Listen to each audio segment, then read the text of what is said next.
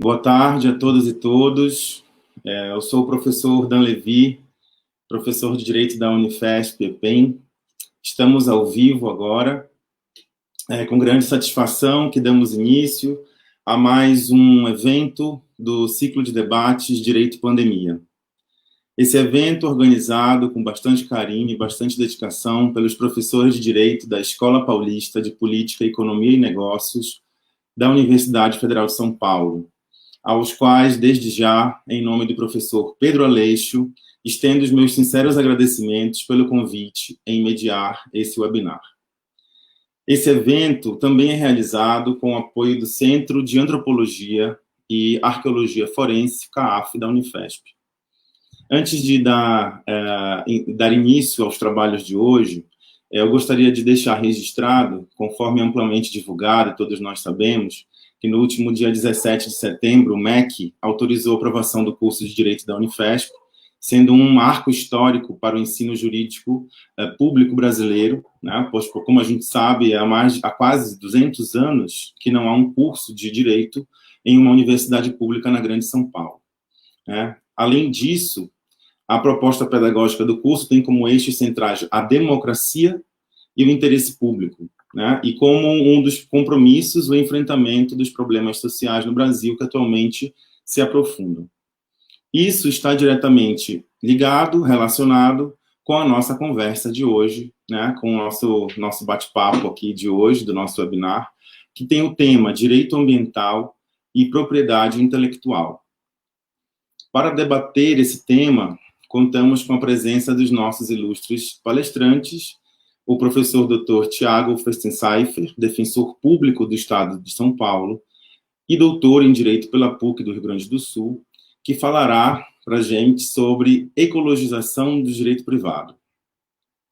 Também temos a professora doutora Lívia Regina Batista, doutora em Direito pela USP, que falará sobre o licenciamento compulsório como mecanismo de transferência de tecnologia. E também temos a professora doutora Natália Jodas, professora de Direito do ITA e doutora em Direito pela USP, que abordará o tema Inovações Sustentáveis e Cidades Inteligentes. Contamos ainda também com a colaboração da nossa querida aluna Giulia Pichitelli, que está aqui nos backstages ajudando a gente, junto com a professora Carla Osmo, né? A professora Carla do curso de Direito, e a Giulia é aluna do curso de Relações Internacionais da Unifesp, que nos ajudará a conduzir também os trabalhos com as perguntas. A formatação da nossa conversa de hoje, só para a gente deixar registrado também, cada palestrante terá de 12 a 15 minutos para expor o seu tema, né? Peço que aí a Giulia também me ajude com esse controle do tempo, e em seguida abriremos para rodadas de perguntas do público. Para quem está nos assistindo, é só fazer as perguntas diretamente nos comentários aqui pelo Facebook ou anonimamente pelo link publicado aqui no nosso próprio chat. Ok? Antes de passar a palavra para os nossos convidados, a organização do evento solicitou que eu fizesse uma fala de abertura sobre a data de hoje, articulando com o cenário atual da crise ecológica no Brasil, para então a gente adentrar na nossa conversa sobre direito ambiental e propriedade intelectual. Então, eu tomo a liberdade de começar a fala ressaltando que, como todos sabem, hoje, dia 5 de outubro, é a data comemorativa da promulgação da Constituição da República Federativa de 1988. Né? Hoje comemora-se oficialmente os 32 anos da nossa Constituição, símbolo da tão aclamada transição democrática ou nova república, reivindicada com fervor pela maioria da sociedade na época. A Constituição de 88, mais conhecida como Constituição Cidadã, Constituição Verde, foi a primeira a tutelar o bem jurídico ambiental como essencial à sadia qualidade de vida e, portanto, elevá-lo a status de direito fundamental. A Constituição de 88 também foi a primeira a positivar a proteção ambiental como função de Estado, sendo dever de todas e todos a garantia da sanidade do meio ambiente para as presentes e futuras gerações, conforme dispõe o artigo 225. E também a Constituição possibilitou ainda a construção de um verdadeiro ordenamento jurídico verde, Estimulou a criação de órgãos ambientais, políticas ambientais, de inúmeras normas que harmonizam essa relação triangular entre ser humano, desenvolvimento e natureza. Porém, atualmente, não vivemos apenas ameaças, mas sim ataques sistemáticos ao que denominamos de Estado Democrático de Direito, ou melhor dizendo, ao Estado de Direito Ecológico. Hoje, dia 5 de outubro, uma data bastante significativa para o direito, para a jovem democracia brasileira, nos deparamos com o desmantelamento de políticas ambientais, com o desequilíbrio, né, das relações de poder, com graves escândalos de corrupção que contribuem para a destruição do meio ambiente, simbolizados pelas últimas atrocidades ocorridas na Amazônia e no Pantanal. Sem falar dos impactos negativos para a economia nacional e global. A tão almejada proteção ambiental, né, que foi construída ao longo desses 32 anos, virou sinônimo de atraso, de antidesenvolvimento, de retrocesso, ou mesmo bandeira ideológica para justificar a necessidade de se passar a boiada. A falta de fiscalização, o emparelhamento e militarização dos órgãos ambientais, o estímulo a crimes ambientais e a guerra declarada aos povos originários, aos ativistas ambientais e às ONGs, que são os atores cruciais para a garantia da manutenção da democracia ambiental e do equilíbrio ecológico, deflagram a real intenção do atual governo. Uma política obsoleta, retrógrada, criminosa e que ameaça a existência de todas as formas de vida. Para além disso, o momento atual se torna mais desafiador ainda, tendo em vista a pandemia do Covid-19, pois o surto do coronavírus está intimamente ligado à degradação ambiental, conforme afirmou o Programa das Nações Unidas para o Meio Ambiente, o PNUMA, em março deste ano. A pandemia também escancara os inúmeros tipos de desigualdades sociais, ambientais. Nos últimos dias, tivemos aí fortes exemplos da falta de compromisso do governo com o meio ambiente brasileiro, com destaque para as resoluções do CONAMA, do Conselho Nacional do Meio Ambiente, que é um órgão ligado ao Ministério do Meio Ambiente, né, revogando aí a proteção das áreas de manguezal e restinga, o que foi suspenso recentemente também pela Justiça Federal do Rio de Janeiro. E, mais recentemente, o retorno da ameaça de se extinguir o Ministério do Meio Ambiente e integrá-lo ao Ministério da Agricultura. Essa seria uma breve síntese do cenário da crise ecológica brasileira, que, como falei, ameaça a jovem democracia, né? E, paralelamente a isso, é importante a gente destacar que o papel de uma universidade pública é combater o achismo com pesquisas científicas, é produzir conhecimento e garantir a ampla divulgação para toda a sociedade. Daí a ideia de se fazerem esses eventos que a gente está aqui fazendo, né? Com a divulgação ampla para toda a sociedade, lutar contra a propagação de fake news e teorias da conspiração terraplanistas e de negação do aquecimento global, que só fazem corroer a política, a economia, o meio ambiente e a própria humanidade. Diante deste panorama, é crucial discutirmos o direito ambiental e a propriedade intelectual. Na verdade, é necessário e urgente aprofundarmos temas como democracia ambiental, proteção dos conhecimentos tradicionais de todos os povos que constituem a sociedade brasileira, bem como as suas formas de expressão, criações intelectuais, informações, tecnologias, ou seja, os direitos a produtos e processos de conhecimentos tangíveis e intangíveis que possam contribuir para a proteção do meio ambiente e a garantia de uma melhor qualidade de vida para todos e todas. Bom, feitas essas considerações iniciais, sem mais delongas, passo a palavra para o professor Tiago, querido professor Tiago, para fazer a sua exposição.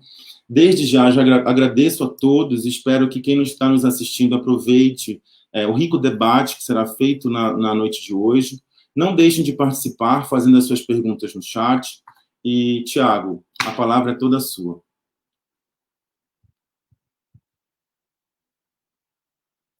Tá aqui. Bom, pessoal, né, bom início de noite a todos. Estão me ouvindo, né? Acho que tá em ordem, né? O áudio.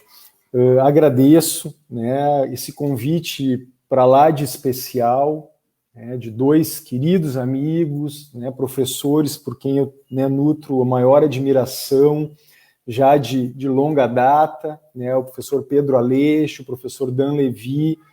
Para mim é uma satisfação imensa estar participando desse evento da Unifesp aí que está, né, comemorando aí também. Eu vi a notícia essa semana e o Dan já anunciou o curso, né, de Direito aí que está de fato se concretizando. Mais do que nunca a gente precisa da universidade pública produzindo conhecimento, né, e eu acho que no âmbito jurídico aí, que é bem ou mal, né, a nossa praia, vamos dizer assim, né, tem muito a que evoluir, muito que se desenvolver, em especial em temas como esse objeto da nossa live, né, do nosso debate de hoje. Quero cumprimentar também, né, as duas queridas amigas professoras já, né, grandes nomes, expoentes aí do direito ambiental, a Natália Rodas, né, a Lívia, a Regina, a Batista. Enfim, para mim é uma alegria estar, né, na presença de vocês, para a gente poder,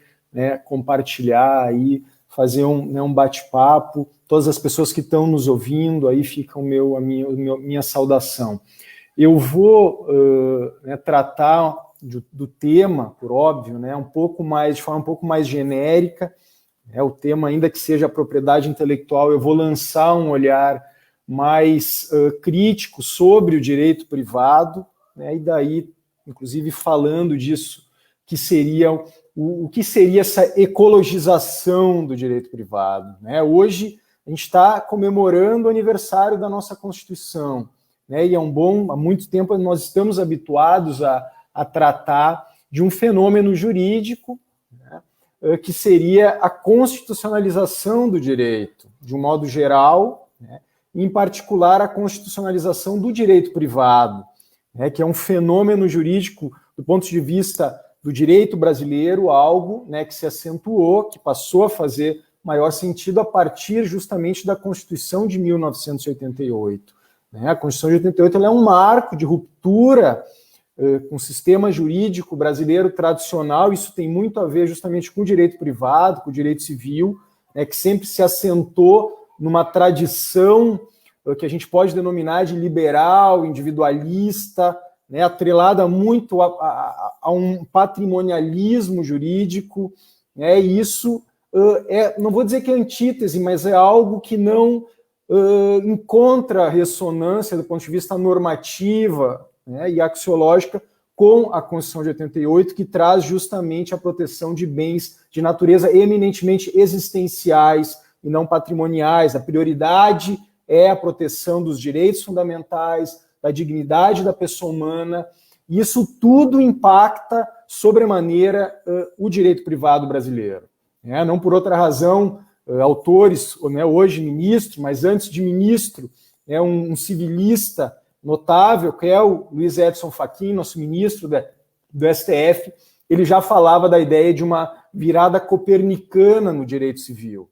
Né? Lá pelo início do ano 2000, fazendo uma compreensão desse novo direito civil constitucional ou constitucionalizado, a questão envolvendo a eficácia dos direitos fundamentais nas relações entre particulares também toma assento nessa discussão. Inclusive, no Brasil, tanto a doutrina, majoritariamente, quanto o próprio STF, né, numa decisão específica, já entendeu que a forma, né, ou melhor, a tese adotada no Brasil seria de uma eficácia direta e imediata dos direitos fundamentais nas relações entre particulares. Então, se a gente está falando de uma constitucionalização do direito privado, né, consequentemente, quando nós temos, como bem o Dan falou no início da fala dele, uma Constituição ecológica, né, que não é só eu e o Dan que estamos falando, inclusive o STF, né, das palavras do ministro, hoje presidente do STF, do ministro Luiz Fux, no julgamento, né, de uma das ações envolvendo a constitucionalidade do novo Código Florestal, ele assentou justamente o reconhecimento de que a Constituição de 88 é uma Constituição verde, né, ecológica, né, que colocou não só os deveres estatais de proteção, mas um novo direito fundamental, né, no núcleo do nosso sistema constitucional. Isso é determinante. Se a gente fala de constitucionalização, a gente também fala desse impacto, vamos dizer assim, dos bens jurídicos e dos direitos ecológicos também na ordem privada. E por isso faz, sim, sentido falar, por exemplo, da eficácia também do direito fundamental ao meio ambiente nas relações entre particulares. Ainda que seja uma tese um pouco mais inovadora, né, ela coaduna justamente com toda a teoria geral dos direitos fundamentais, que de alguma forma leva a esse entendimento. E aí eu acho que é muito importante a gente destacar que o direito privado, de alguma forma, ele desde o início do surgimento do direito ambiental no Brasil, no início da década de 80, com a Lei da Política Nacional do Meio Ambiente, talvez ele foi quem mais sofreu um impacto inicial do direito ambiental. Por que eu digo isso? Porque foi justamente a Lei 6938 de 81 que consagrou, que renovou institutos jurídicos tradicionais do direito privado, como é o caso da responsabilidade civil, consagrando a responsabilidade objetiva, ou seja, independentemente de culpa. E ali hoje a gente tem uma evolução muito grande. O tema da responsabilidade civil em matéria ambiental, para mim, é um dos temas onde o direito ambiental entrou de forma muito forte no direito privado, no direito civil, renovando o instituto jurídico, a gente pode dizer. Outras matérias irmãs aí do direito ambiental, como é o direito do consumidor, também impactaram dessa mesma forma, mas eu ousaria dizer que talvez o direito ambiental foi onde mais longe, do ponto de vista progressivo de evolução do instituto jurídico, chegou. Por quê? Porque eu digo, hoje a gente tem, inclusive esse ano nós tivemos uma decisão recente do STF que reconheceu a imprescritibilidade do dever de reparação do dano ambiental. Isso é um tema que o STJ já vinha decidindo dessa forma, mas isso é algo que mostra, vamos dizer assim, o impacto do direito ambiental no direito privado, de forma diferente do que acontece com as diversas outras disciplinas, mesmo o direito do consumidor não tem o nível de impacto a ponto do dano ecológico, ou seja, o dever de reparação ser identificado como imprescritível. A gente tem outros exemplos, tantos exemplos nessa matéria, por a questão envolvendo também a não aplicação da teoria do fato consumado, que inclusive é objeto de súmula do STF, uma das últimas súmulas em matéria ambiental, são temas, o dano moral ambiental coletivo, enfim, são vários aspectos importantes que demonstram na prática, tanto num percurso da teoria para a jurisprudência dos nossos tribunais, você identifica isso de forma muito visível. Outro tema, a questão da propriedade, ou seja, o próprio Código Civil, e aí eu acho que é o único dispositivo, vamos dizer assim, do Código Civil de 2002, que, com todo respeito, é um código que já nasceu datado, vamos dizer assim. Ele é um código que o pensamento que ele reflete é um pensamento da década de 70. Um código que, infelizmente, ele avançou muito pouco em relação ao que poderia ter avançado. Nós tivemos um exemplo mais recente do Código Civil Argentino, de 2015, que consagrou institutos jurídicos como o abuso de direito em matéria ambiental.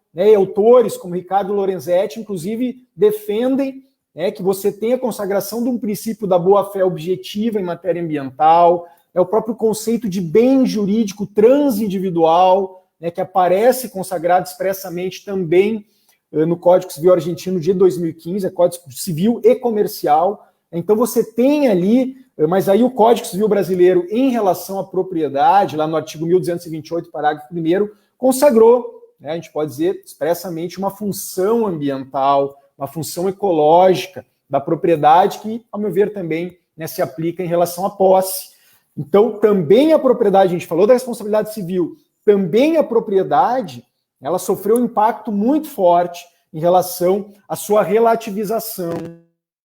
E eu acho que isso é um aspecto importante desse direito civil constitucional em relação à funcionalização dos direitos, à funcionalização dos institutos jurídicos privados.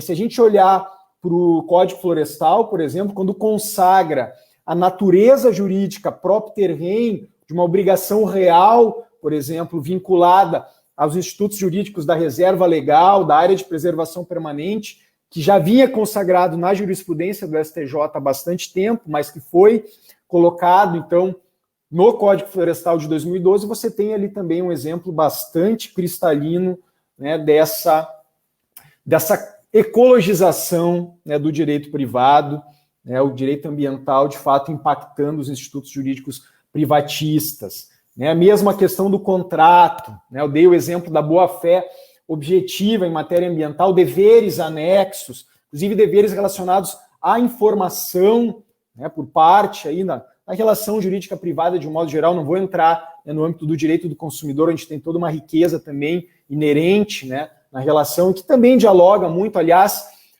o Código de Defesa do Consumidor consagra, né, do ponto de vista contratual, uma espécie de função ambiental do contrato, né, da mesma forma em relação à publicidade abusiva, relaciona a questão dos valores ecológicos. Isso também é, por óbvio, né, um reflexo, um impacto do direito privado, melhor dizendo, da proteção ecológica no direito privado, e mais especificamente no direito do consumidor.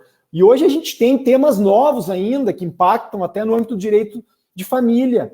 A gente tem decisões do STJ, por exemplo, que tem reconstruído com o próprio conceito de não mais posse de animais, mas sim de guarda. Então, disputas hoje no âmbito do direito de família de regulamentação de visitas envolvendo animais domésticos, cães, gatos, enfim.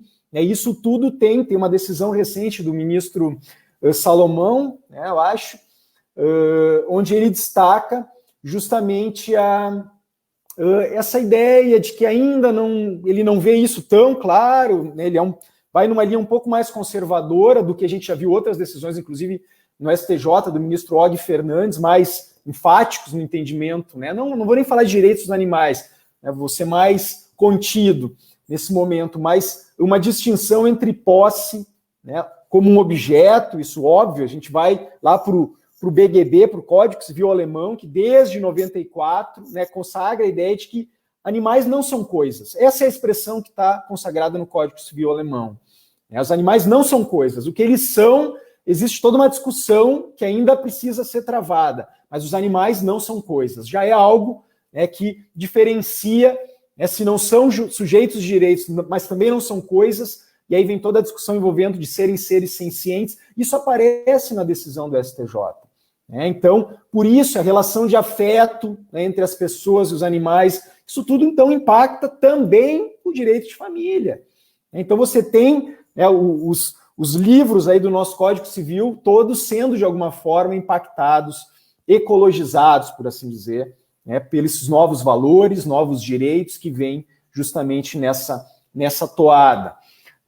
Aí, outro aspecto, né, eu sei que, né, meu tempo também já está se encaminhando para o final. Eu acho que algo que hoje pouca gente tem, eu acho, dado a devida atenção para isso, mas o impacto melhor dizendo, né, um diálogo tanto do ponto de vista normativo, quanto diálogo de fontes, vamos dizer assim, né, como fala, por exemplo, a professora Cláudia Lima Marques, aqui no Brasil há muito tempo, né, defende, trabalha bem essa ideia, não por outra razão. O próprio Código de Defesa do Consumidor tem um dispositivo específico no artigo 7º que consagra de modo muito similar ao que faz o parágrafo 2º do artigo 5º da Constituição, onde é o dispositivo de abertura do material do catálogo de direitos fundamentais, né, e de princípios constitucionais.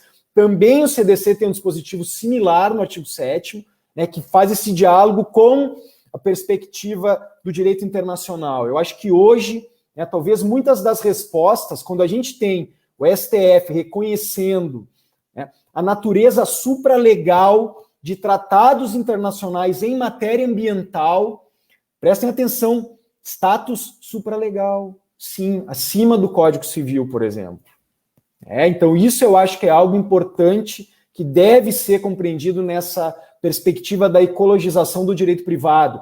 A gente pegar a normativa internacional em matéria ambiental, vamos lá, as convenções quadro, biodiversidade, mudanças climáticas, o Acordo de Paris, enfim, de 2015, né, as convenções quadros lá, de 1992, da ECO 92, você pegar toda a normativa internacional, né, e é uma decisão da ministra Rosa Weber, né, num daqueles casos de amianto que ela pega, né, tanto a normativa internacional da OIT quanto a Convenção da Basileia, né, sobre os movimentos transfronteiriços e substâncias perigosas, e reconhece, ela diz assim, olha, por se tratar de matéria inerente à proteção de direitos fundamentais, reconhece-se o status supralegal dessas normas internacionais. Então isso, né, esse caminho, e aí um diálogo de cortes igualmente, né, a gente viu agora, né, a gente tem acompanhado a DPF 708, lá o caso do Fundo Clima, onde o ministro Barroso fez um diálogo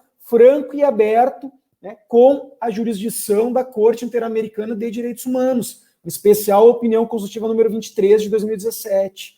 E também esse caso mais recente, já no contencioso, contra a Argentina de 2020. Então é isso. Né, eu acho que o direito civil, né, ecologizado, é um direito civil, né, que tem como pano, né, vamos dizer assim, como a leitura desse direito civil passa tanto do ponto de vista constitucional quanto convencional.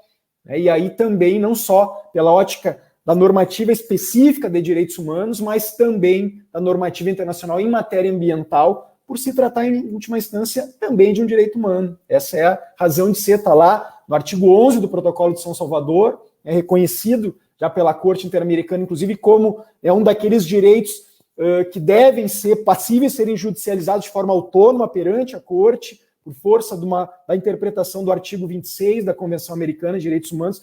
Enfim, acho que eu já, né, passei aí, peço desculpas, eu acho que a ideia era, né, lançar um pouco de reflexão aí nesse debate e agradeço de coração aí de novo a oportunidade. Para mim é sempre um privilégio estar na companhia de amigos tão queridos, né, e pessoas que estão aí junto, né, com a gente, caminhando e pensando, né, de que forma o direito ambiental pode reverter esse estado de coisas inconstitucional aí que o Dan tão bem anunciou e descreveu, né, no início do nosso bate-papo. Agradeço aí a oportunidade. Querido Tiago, obrigado. Nós que agradecemos aqui de ter o privilégio de estar com todos vocês essa noite, né, para discutir temas tão sensíveis e necessários como a gente já percebeu, né? E o tema que você traz realmente algo inovador, algo ainda até que pode causar um estranhamento inicial, né, para quem estuda direito privado, direito civil, quem é civilista, mas que é necessário a gente trazer à tona para discutir pontos tão sensíveis, né, e tão emergentes, né. Só quero te agradecer pela fala. Sem mais delongas, vou passar então a palavra para a professora Lívia Regina Batista, só para apresentar a professora Lívia, doutora em Direito pela USP, que falará sobre licenciamento compulsório como mecanismo de transferência de tecnologia. Lívia, está com você. Boa noite a todas e todos. Obrigada, Dan, pela apresentação. Obrigada, Carla e Júlia, pelo auxílio hoje à noite. É uma honra estar dividindo esse evento com você, com o Tiago e a Natália, e convite do Pedro e da Lia, que eu agradeço muito. E espero que o público se sinta provocado com as nossas reflexões de hoje, ainda que muito breves, sobre essa interface entre o direito ambiental e o direito de propriedade intelectual, que muitas vezes é um pouco negligenciada. O tema que a gente vai falar hoje é sobre o licenciamento compulsório como um mecanismo de transferência de tecnologias, e essa não é uma questão nova, mas que de tempos em tempos ela volta a destaque. Hoje, com a pandemia, nós estamos assistindo diversos países, o Brasil inclusive, apresentando projetos de lei com a finalidade de alterar detalhes na legislação doméstica sobre a concessão de licenças compulsórias, de forma a possibilitar o seu uso eventuais pedidos de patentes, nem mais somente patentes já concedidas, sobre vacinas e outros tratamentos em desenvolvimento para a Covid-19. Eu achei relevante trazer esse ponto, porque é uma questão também debatida contra tecnologias ambientalmente saudáveis. Estou recebendo mensagens de que está um pouco falhado. Não sei se vocês estão me ouvindo agora. O seu áudio parece que está um pouco acelerado, Lívia, e está um pouco falhando, mas pode continuar, sem problema. Posso? Tá bom. Bom, para começar esse debate, eu volto lá para 1992, que é um ano histórico para o direito internacional do meio ambiente, e, claro, também com muitos reflexos para a ordem doméstica, que é quando foi assinada a Convenção Quadro das Nações Unidas sobre Mudanças do Clima. É um documento constitutivo do regime internacional de mudanças climáticas e introduz uns conceitos chaves e a linguagem utilizada nas negociações posteriores. Quando falamos em Convenção Quadro, nós pensamos mesmo em um quadro, em uma moldura que deve ser preenchida com mais elementos com o decorrer do tempo, com a evolução da ciência e das negociações. Nas COPs anuais, as conferências das partes signatárias, de que ouvimos notícias todo final de ano. Esse final de ano, ele foi adiado por conta da pandemia, mas, em regra, ele acontece anualmente. Um desses conceitos chaves é o princípio das responsabilidades comuns, porém diferenciadas, e das respectivas capacidades, que é a ideia de que os estados desenvolvidos arquem com os maiores custos para se atender aos compromissos de limitar o aumento da temperatura do planeta, liderando a tomada de medidas necessárias tanto para mitigação quanto para adaptação às mudanças climáticas, e transferindo os recursos necessários para os estados em desenvolvimento conseguirem também atender esses compromissos.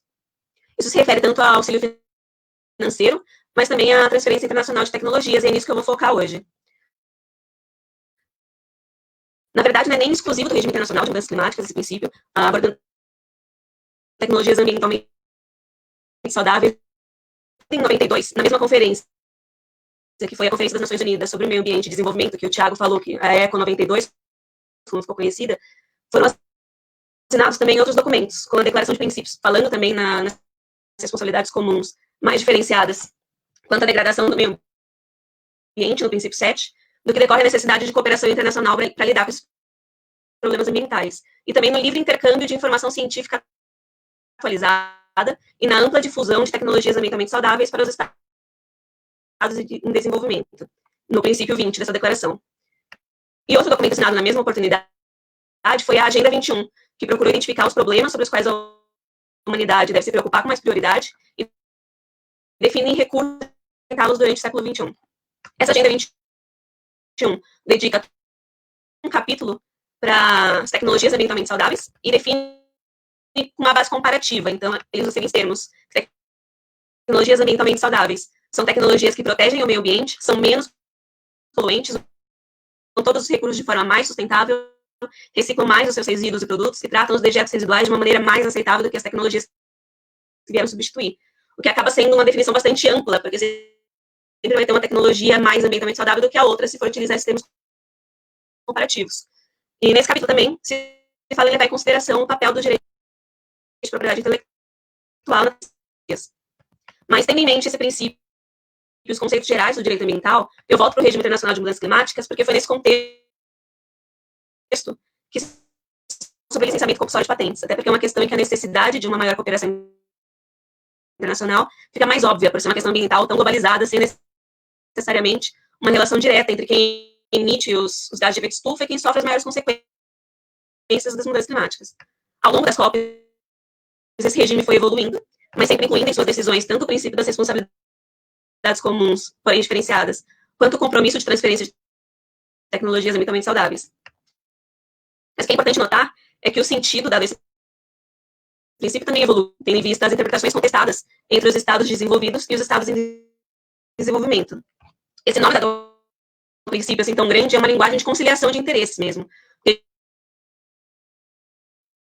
de um lado, os estados desenvolvidos devem arcar com esses custos em razão da responsabilidade histórica na emissão dos gases de efeito estufa, e por isso focam nos elementos de responsabilidades diferenciadas. Enquanto os estados desenvolvidos, de certa forma, aceitam a cooperação internacional e a liderança na tomada de medidas, mas em razão de suas capacidades, tanto financeiras quanto tecnológicas, atuais, o que tornaria esse princípio um pouco mais dinâmico em termos de nivelamento de compromissos. Eu acho interessante uma leitura que a Lavanya Rajamani, que é uma advogada indiana em mudanças climáticas, em que ela diz que, apesar desses marcadores distintos de responsabilidade histórica e de capacidades, eles estão conectados entre si, porque as melhores capacidades dos estados desenvolvidos são resultado do processo de desenvolvimento, que, por sua vez, resultou no aumento das emissões de estufa. Então, em suma, os estados desenvolvidos são resultado, os estados desenvolvidos têm melhores capacidades de lidar com as mudanças climáticas, justamente porque são os maiores responsáveis históricos pelas mudanças climáticas. De qualquer forma, a gente chega em 2015, com a assinatura do Acordo de Paris, em que esse princípio está ainda expressamente previsto no texto, mas de uma forma mais nuance, assim, mais matizada, uma vez que a sua operacionalização se dá por meio da autodiferenciação, ou seja, todos os estados devem apresentar periodicamente as suas contribuições determinadas, então cabe a cada estado definir o que ele entende por sua responsabilidade e a capacidade que tem para lidar com o problema.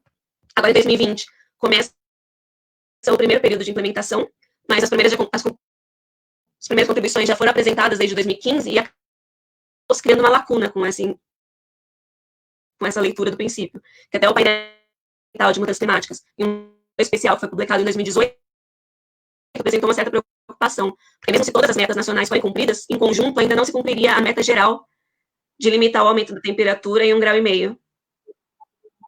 E mais do que isso, lendo essas primeiras contribuições, percebe-se que os estados em desenvolvimento estão contando bastante com essa cooperação internacional e com a transferência de tecnologias. A maioria, inclusive, prevê metas condicionadas e metas incondicionadas a isso, que são bem menores, mas os estados desenvolvidos não mencionam nada a respeito. Bom, em paralelo, no campo de proteção dos direitos de propriedade intelectual, o documento internacional principal desse sistema é o Acordo sobre Aspectos dos Direitos de Propriedade Intelectual relacionados ao comércio, que é o chamado Acordo TRIPS, na sigla em inglês, que foi assinado em 1994 no âmbito da Organização Mundial do Comércio. Já dá para notar um paralelo cronológico entre esses dois campos, sendo assinado em 92 e o Acordo TRIPS em 94, sem, no entanto, ter um diálogo propriamente entre eles. Apesar da Agenda 21 mencionar o papel da propriedade intelectual na transferência... Olivia, desculpa te interromper. Desculpa, Dan, pode falar. Imagina, desculpa te interromper, mas o nosso áudio está dando bastante problema. Você se importaria de tentar mexer aí e ver o que está acontecendo? Se é o seu computador, eu passaria para a Natália ou você quer continuar? Desculpa, porque realmente eu acho que é falha na internet, da nossa comunicação. Não, se vocês... Tá muito instável, tá indo e voltando o seu áudio, eu vou tentar entrar pelo celular, então... Tá ótimo. Eu posso passar, então, para a Natália? Perdão pela falta de comunicação, e aí a gente retorna depois com você, que eu não quero perder a sua fala. Tá bom? Obrigado, então. Então, pessoal, Então, pessoal, isso acontece nos melhores webinários, né? Esse tipo de problema na conexão. E a gente vai passar, então, para a professora doutora Natália Jodas. Ela é professora de Direito do ITA e doutora em Direito pela USP, e que abordará o tema Inovações Sustentáveis e Cidades Inteligentes. E logo em seguida a gente volta com a Lívia para falar sobre o tema que ela tinha proposto, ok? Então, Natália, a palavra está contigo. Muito obrigada, Dan. Estão me ouvindo? Certo? Sim, está ótimo. Obrigado. Bom, obrigada. Boa noite a todas e a todos. Com enorme satisfação que eu, primeiramente, agradeço o convite, gentilmente feito pela professora Lia Batista, também pelo professor Aleixo. Cumprimento a professora Carla também, e da mesma forma o professor Dan, que abriu de forma muito brilhante esse webinar. Cumprimento também a nossa aluna Giulia, que acompanha aqui o nosso evento, representando os estudantes, e saúdo, da mesma forma, o professor Tiago, que fez uma exposição excelente sobre os aspectos da ecologização do direito privado, e também cumprimento a professora Lívia, que logo deve voltar para dar continuidade a um tema tão importante pelo qual ela é especialista, né? Propriedade intelectual e direito ambiental. Bom, estou marcando aqui meu tempo, até para não ultrapassar. Eu, inicialmente, moldei a minha apresentação em 3 eixos principais, sendo eles, o primeiro, voltado a situar o tema de inovações sustentáveis e cidades inteligentes no âmbito do tema central do webinar, que é propriedade intelectual e direito ambiental.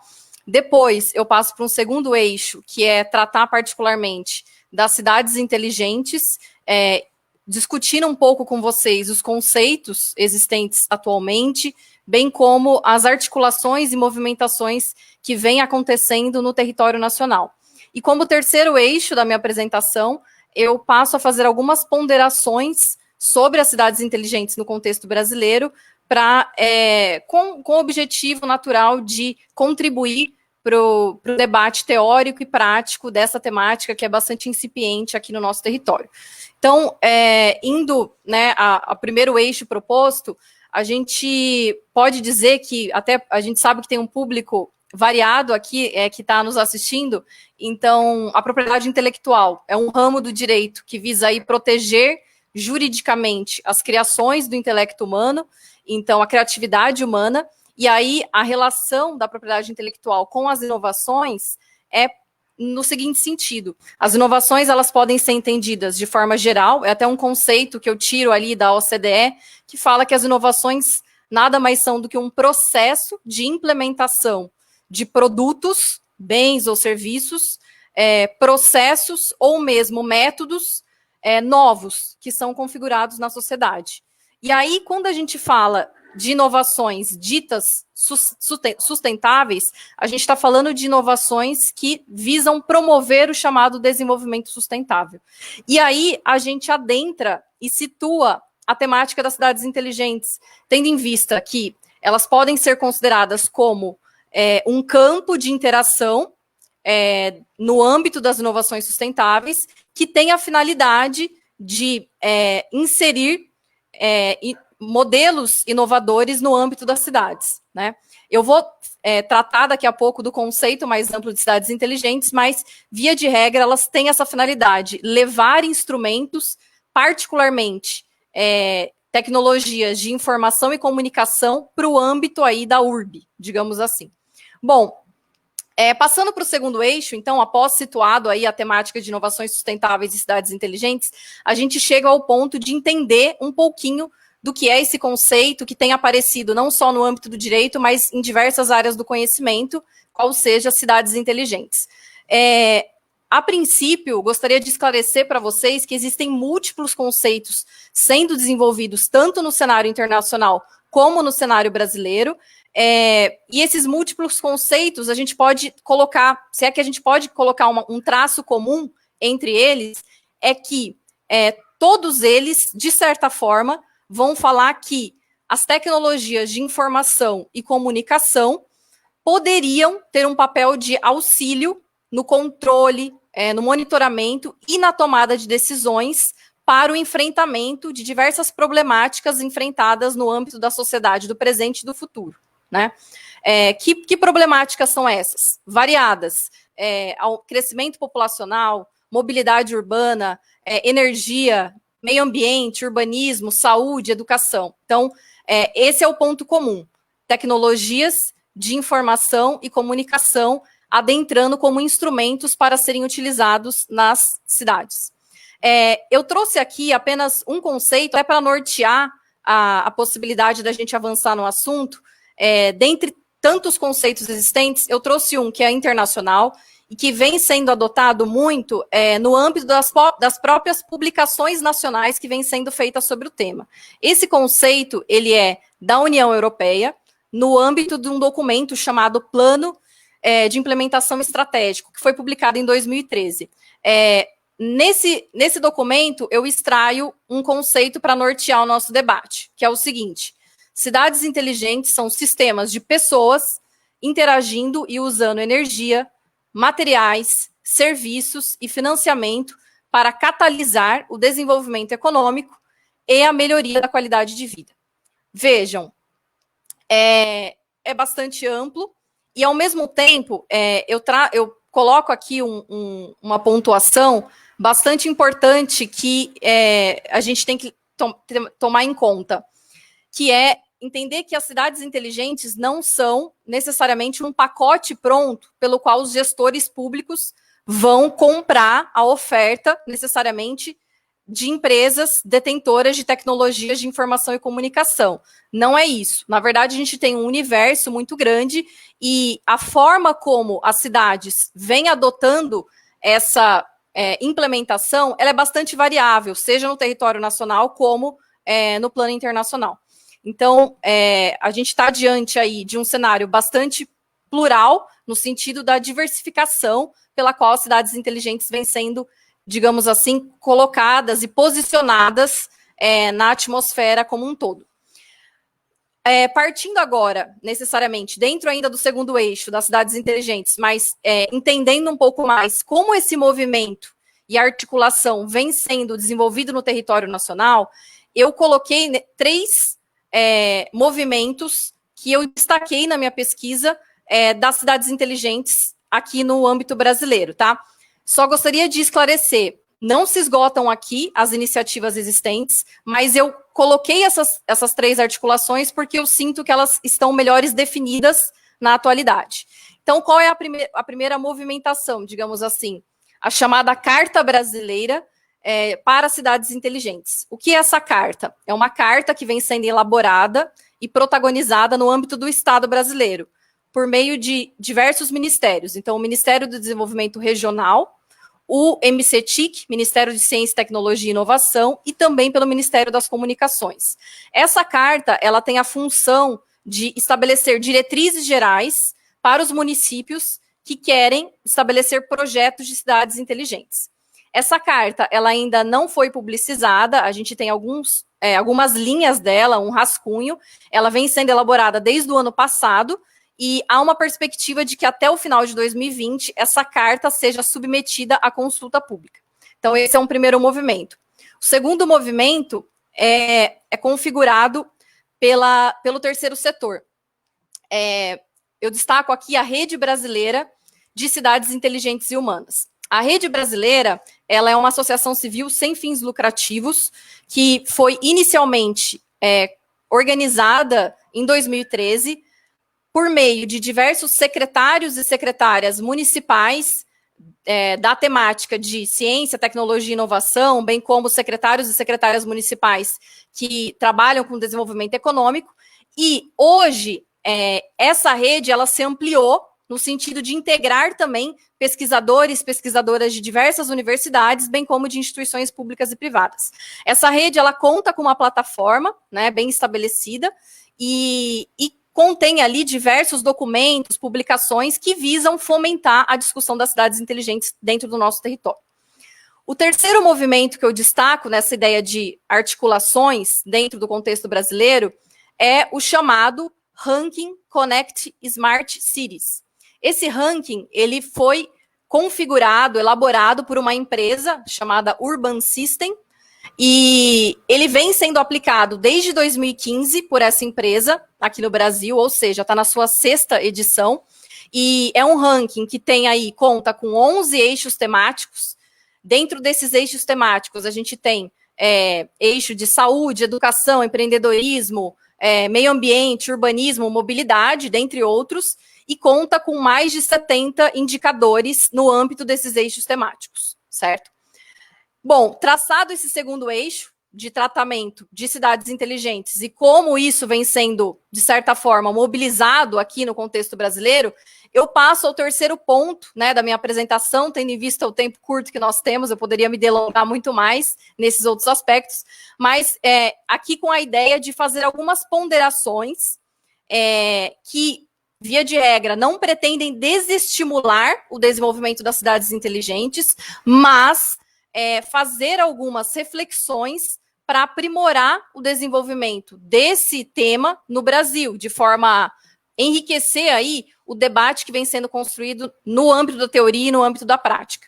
E que é tão necessário para a gente também fazer uma análise comparativa e até para que o próprio direito ambiental vigente no Brasil possa permear esses debates. Então, a minha análise ela é crítica e, de certa forma, com vistas a conjecturar o direito ambiental nesse âmbito, tá?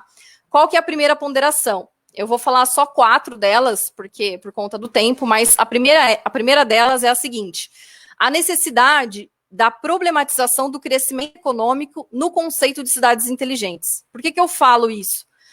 Primeiro, porque a própria Carta Brasileira, que vem sendo elaborada pelos ministérios da União, nessa carta, as diretrizes, o rascunho dela já sinaliza que os programas, os projetos, as ações devem ter como parâmetro e como fim a promoção do desenvolvimento sustentável.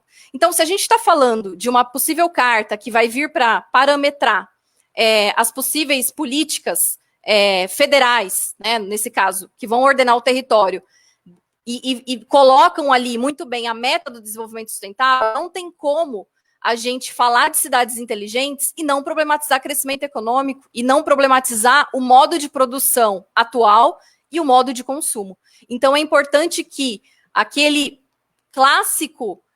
clássica discussão que existe no âmbito do direito ambiental nacional e internacional concernente a desenvolvimento, crescimento, que o economista José Eli da Veiga, em diversas obras, se aprofunda na temática, é pertinente e deve, a meu ver, deve ponderar o debate acerca das cidades inteligentes. Então, esse é um ponto, a problematização do crescimento econômico, que ainda eu acho que está muito tímido no caso do Brasil.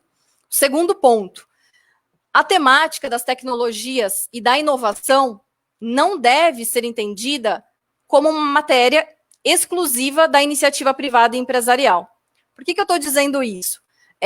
O David Harvey, ele costuma dizer que a tecnologia, né, o fomento da inovação, ele não nasceu com os agentes econômicos. Na verdade, ele, contrariamente, nasceu com toda a aparelhagem estatal. Só que isso se perdeu ao longo do tempo, principalmente ali em finais de segunda revolução industrial propriamente, final do século XIX, por conta da maior aproximação dos agentes econômicos no âmbito dessas tecnologias e que acabaram aproximando demasiadamente tecnologia com lucratividade.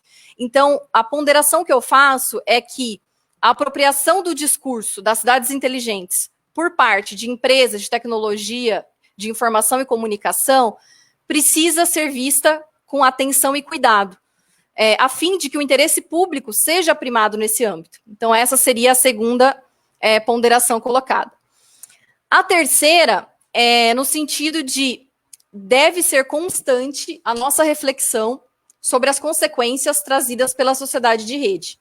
É claro que falar de cidades inteligentes é falar necessariamente da sociedade em rede em que estamos inseridos, como desenhada e muito bem aprofundada pelo Manuel Castros.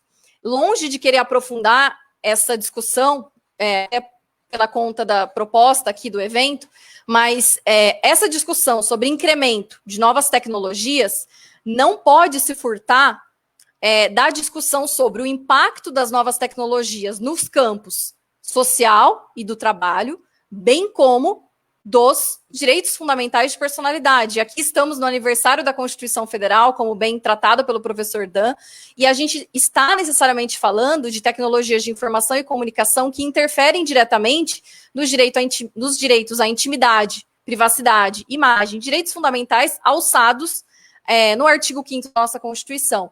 Ainda que tenhamos já marcos regulatórios muito bem estabelecidos nesse sentido, Marco Civil da Internet em 2014, Lei Geral de Proteção de Dados Pessoais de 2018, que entrou em vigência agora, em 2020, é necessário que a temática das cidades inteligentes possa avaliar se os instrumentos jurídicos já consolidados nesse âmbito, eles são suficientes. E uma vez não sendo suficientes, quais são os outros instrumentos jurídicos que a gente precisa construir nesse sentido? Essa seria a terceira ponderação. A quarta ponderação, e penúltima, se meu tempo me permitir, é a necessidade de que a noção de sustentabilidade forte permeie o estudo das cidades inteligentes. Também de forma clássica, não só no direito ambiental, mas também no estudo das teorias econômicas que tratam do meio ambiente, a gente tem uma ampla discussão sobre sustentabilidade forte e sustentabilidade fraca. Nesse sentido, eu enfatizo a importância da noção de sustentabilidade forte permear a aplicação das cidades inteligentes. Por quê? Fazendo uma breve contextualização. Quando eu tenho implícita a noção de sustentabilidade forte, eu considero que o capital produzido, ou seja, os maquinários, máquinas, tecnologias, não podem substituir o capital natural, que é a natureza, que são os serviços ecossistêmicos prestados continuamente pela natureza. Isso significa que, passando-se e irradiando-se para as cidades inteligentes, que eu considero que as novas tecnologias, elas são complementares, mas elas não estão longe de solucionarem os problemas existentes dentro da cidade. Então, a sustentabilidade forte é necessária nesse percurso de tema e marcos a serem desenvolvidos no âmbito das cidades inteligentes. E como última reflexão a ser colocada aqui, para nós discutirmos, eu coloco para vocês a necessidade de que as cidades inteligentes, elas dialoguem ou busquem correlacionar-se com elementos já existentes nas nossas políticas ambientais.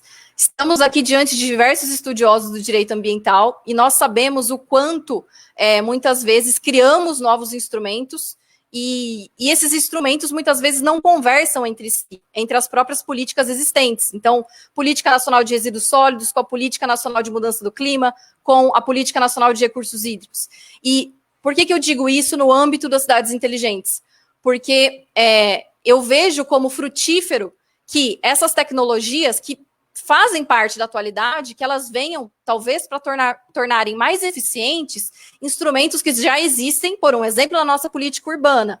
Citando como exemplos, dentro do Estatuto da Cidade, dentro do Estatuto da Metrópole, e aí a gente poderia mencionar, por um exemplo, instrumentos de informação, dando maior eficiência à participação, por um exemplo, a gestão orçamentária participativa, prevista no Estatuto da Cidade, ou mesmo ao zoneamento ambiental, que vem sendo desenvolvido, mas de forma ainda muito tímida, como também instrumentos de informação e comunicação que possam viabilizar de forma mais difusa no nosso território a logística reversa, estatuída aí em 2010. Então, essas são as ponderações que eu tinha para colocar para vocês dentro desse estudo inicial de cidades inteligentes. Eu agradeço novamente a oportunidade de estar com pessoas que eu admiro muito e pela oportunidade de conversar, dialogar, e fico à disposição para considerações e perguntas. Muito obrigada. Professora Natália, nós que agradecemos a sua rica contribuição. Eu sou suspeito para falar desse tema, como a gente já vinha conversando nas outras oportunidades, é um tema que muito me agrada, que, enfim, a gente tem uma familiaridade muito grande, gosto bastante de estudar, e eu acho que você trouxe pontos cruciais, né, dentro do meio ambiente urbano, do espaço construído, das cidades, levando em consideração que esse ano, dentro em breve, daqui a um mês mais ou menos, teremos as eleições municipais. Então, eu acho que são assuntos extremamente relevantes para a garantia, né, do direito à cidade para todos e todas. Então, eu só tenho a agradecer para você enriquecer ainda mais o debate. Não vou me estender muito também, para que a gente possa agora finalmente ouvir a professora Lívia Batista. Eu espero que o seu áudio tenha ficado... Desculpa ter te interrompido, Lívia, porque realmente a sua fala é tão essencial para esse webinar que a gente queria ouvir de uma forma completa e sem nenhum tipo de ruído. A palavra está com você e se você tiver algum problema, você informa para a gente. Bom, voltei. Espero que funcione agora. E não precisa pedir desculpa, eu agradeço por ter interrompido, porque não faria sentido ninguém ouvir o que eu estou falando, né?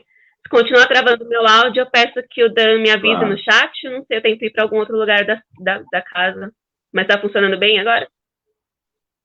Agora para mim está ótimo, pode começar. Eu não sei se vocês chegaram a ouvir alguma coisa, então talvez seja melhor eu voltar para uma parte inicial e novamente falar de 1992, que foi um ano histórico para o direito internacional do meio ambiente, e, bom, claro, com muitos reflexos na ordem doméstica, que foi assinada a Convenção Quadro das Nações Unidas sobre Mudança do Clima. Esse é o documento constitutivo do regime internacional de mudanças climáticas, e introduz muitos conceitos-chave e a própria linguagem que seria utilizada nas negociações posteriores. Essa ideia de convenção quadro remete justamente a um quadro, a uma moldura, que vai ser preenchida com alguns outros elementos no decorrer das negociações, que é o que acontece nas COPs anuais, que é a Conferência das Partes dos Estados Signatários da Convenção Quadro.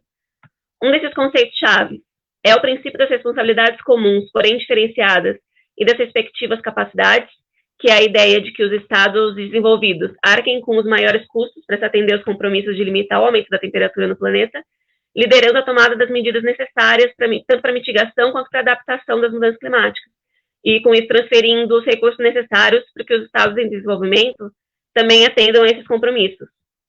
Isso se refere tanto ao auxílio financeiro, com a transferência de recursos financeiros, quanto à transferência internacional de tecnologias, e é nisso que eu vou focar hoje. Na verdade, não é nem exclusivo do regime internacional de mudanças climáticas esse princípio, ele aborda também tecnologias ambientalmente saudáveis como um todo. No mesma oportunidade, em 92, na ECO 92, foram assinados outros documentos, com a Declaração de Princípios, que fala também das responsabilidades comuns mais diferenciadas dos Estados no tocante à degradação do meio ambiente, e disso decorre a necessidade de cooperação internacional para lidar com os problemas ambientais, e também fala, em outro princípio, no livre intercâmbio de informação científica atualizada e na ampla difusão de tecnologias ambientalmente saudáveis, especialmente direcionadas para os estados em desenvolvimento. Um segundo documento que se destaca bastante, que foi assinado nessa conferência, é a Agenda 21, que identifica os maiores problemas que a humanidade deve priorizar no século XXI e também fala sobre os recursos e os meios de implementação. E um desses capítulos da Agenda 21 se dedica exclusivamente às tecnologias ambientalmente saudáveis. Traz, inclusive, um conceito com base comparativa, que ele fala que tecnologias ambientalmente saudáveis são as tecnologias que protegem o meio ambiente, são menos poluentes, usam todos os recursos de forma mais sustentável, reciclam mais os seus resíduos e produtos, e tratam os dejetos residuais de uma forma mais aceitável do que as tecnologias que vieram substituir. Que acaba sendo uma definição bastante ampla, porque sempre vai ter uma tecnologia ambientalmente saudável, mais ambientalmente saudável do que a outra. Nesse capítulo também se fala em considerar o papel dos direitos de propriedade intelectual na transferência dessas tecnologias. E tendo em mente esse princípio e os conceitos gerais apresentados no direito internacional do meio ambiente, eu volto para o regime internacional de mudanças climáticas, porque foi nesse contexto que se trouxe a questão sobre o licenciamento compulsório de patentes. Até porque é uma questão que a necessidade de cooperação internacional fica mais óbvia por ser uma questão tão globalizada, em que não necessariamente o país que emite os gases de efeito estufa é o que mais sofre com as consequências das mudanças climáticas. Não tem uma relação direta entre a causa e a consequência e o Estado que vai ter que lidar com isso. Ao longo das COPs, o regime foi evoluindo e sempre incluindo em suas decisões tanto esse princípio das responsabilidades comuns, porém diferenciadas, quanto o compromisso de transferência de tecnologias ambientalmente saudáveis. E o que é interessante dessa evolução é que o sentido dado a esse princípio também evoluiu, e é em virtude das interpretações contestadas entre os estados desenvolvidos e os estados em desenvolvimento.